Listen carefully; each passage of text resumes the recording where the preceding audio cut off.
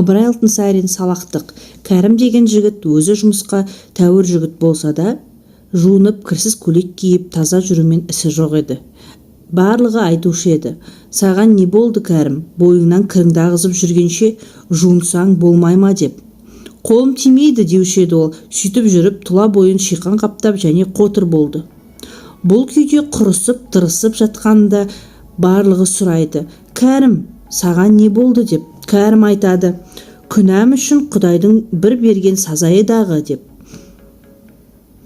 Оған қарсы таныстары: рас, Кәрім, Құдай тағала таза жүрмесең былғаныш кісіні сүймейді.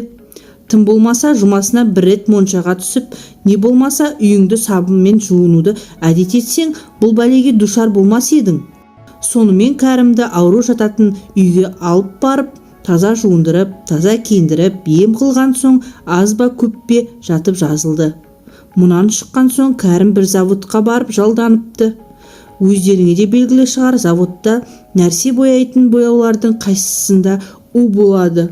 Бір күні қожасы Кәрімге бір бояуды былғап қой деп беріпті. Былғап отырып, кәдімгі үйренген қалпынша қолын жумастан барып тамаққа отырып нан жепті.